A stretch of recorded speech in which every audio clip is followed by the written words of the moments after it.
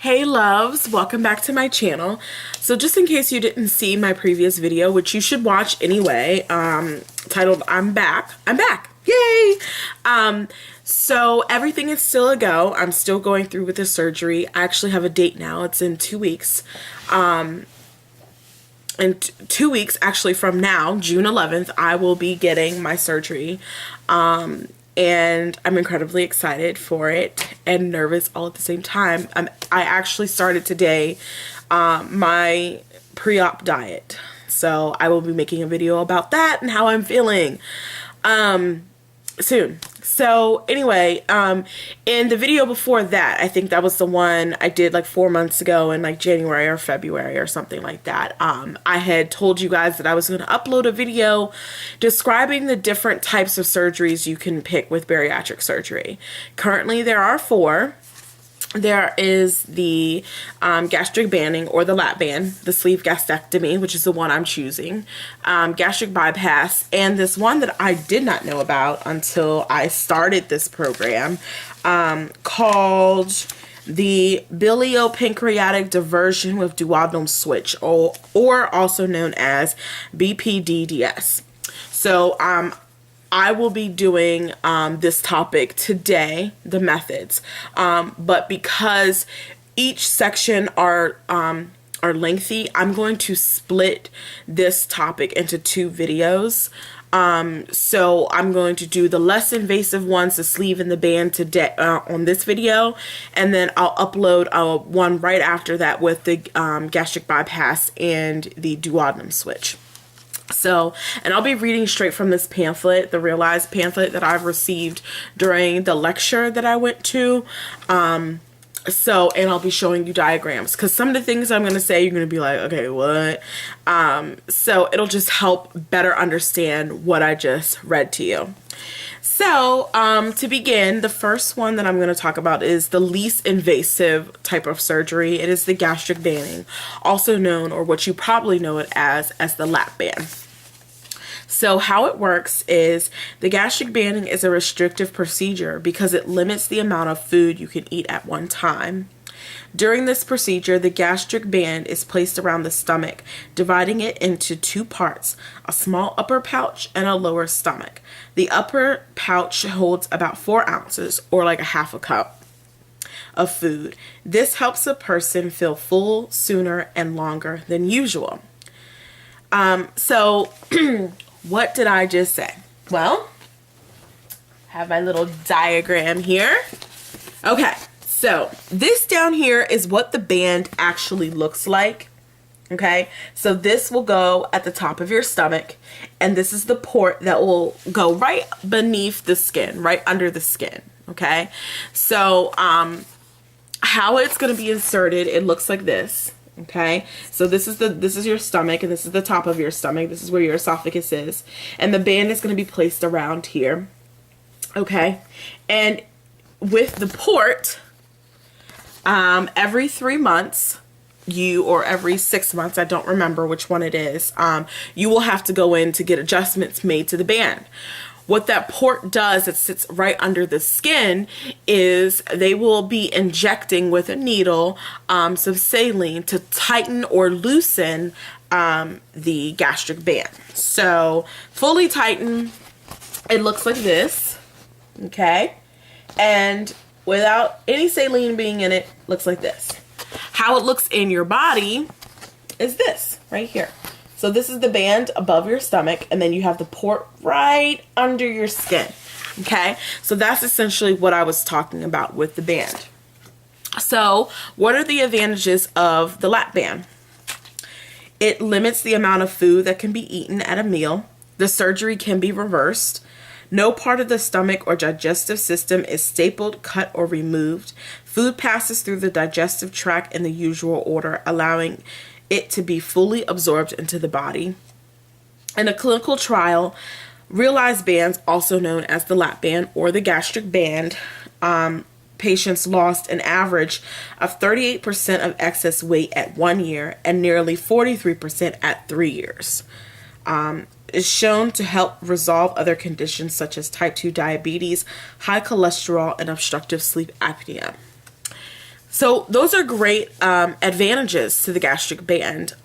When I went to the lecture, my surgeon, he told everyone that was there that he normally doesn't suggest this type of surgery or this method for someone that is like 400 or 500 pounds that needs to lose a substantial amount of weight to be a healthy individual.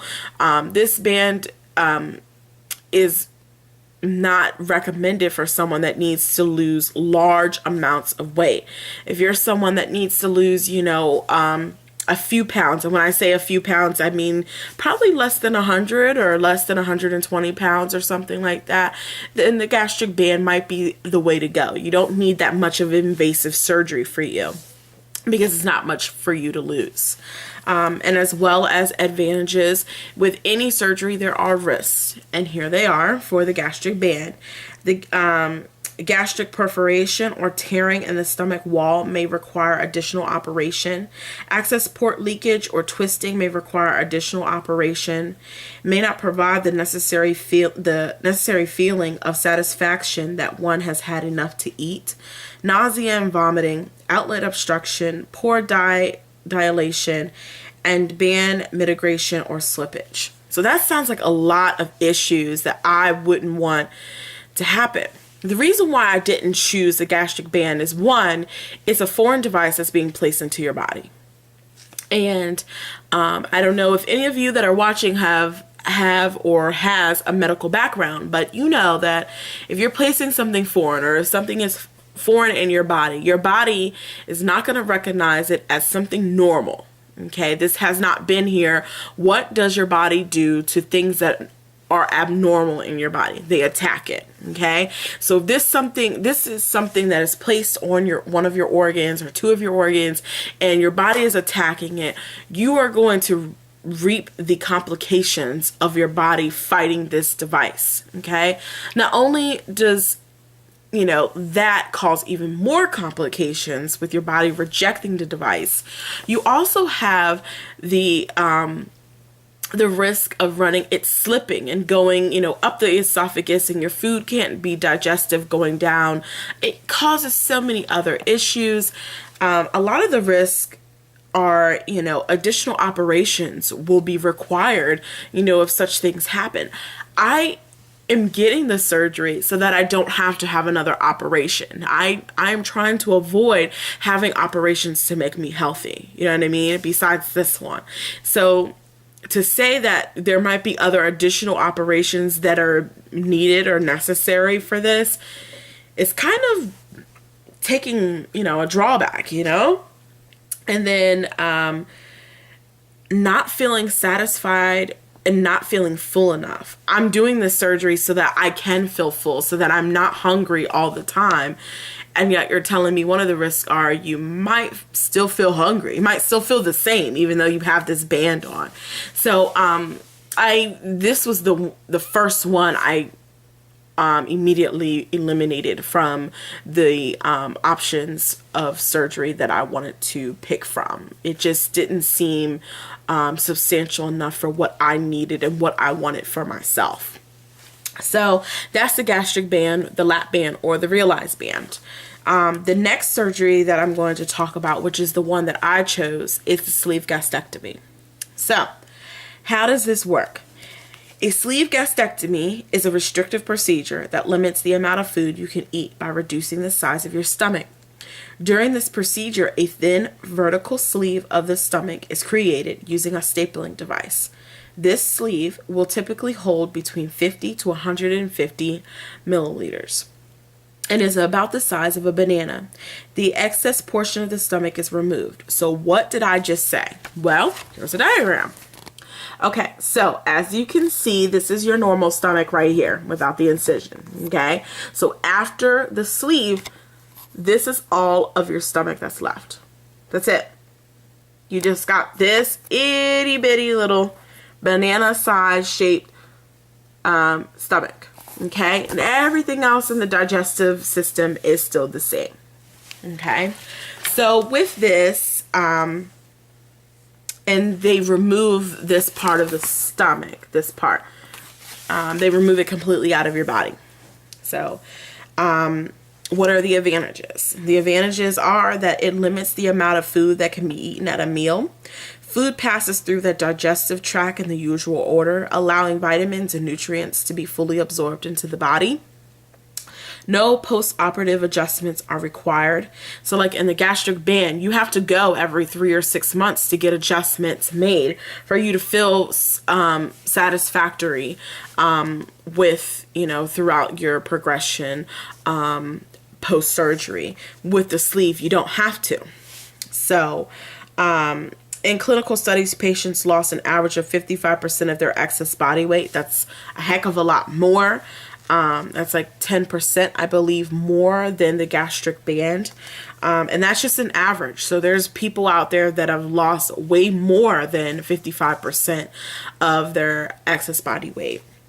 And it's shown to help resolve high blood pressure, obstructive sleep apnea, and to help improve type 2 diabetes and hypolipidemia. So that's excellent. Those are the problems that I'm dealing with now. I'm borderline diabetic. I've got asthma. I'm borderline having high blood pressure. I'm pre-hypotensive. And I have mild case of obstructive sleep apnea. So these things, because they're mild and I'm borderline on most of these things, with the sleeve, it's helping to improve. It can eliminate these issues for me.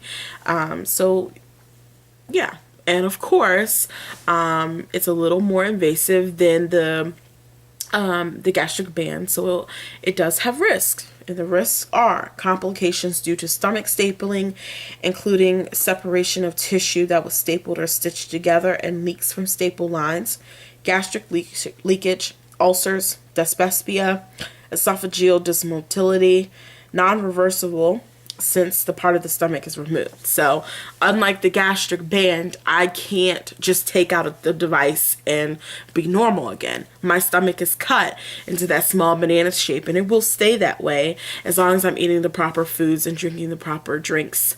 But I can't reattach my stomach. It's completely removed from my body, and that's the end. So this is really, really permanent.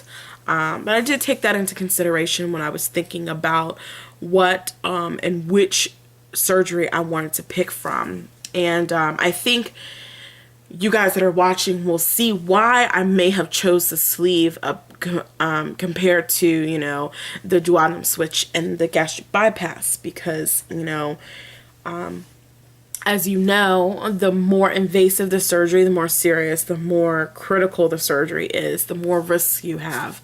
And then the sleeve just seemed like a middle ground. You know, I'm getting the 55% average excess weight loss, and I'm minimizing the amount of risk that I will have post-surgery.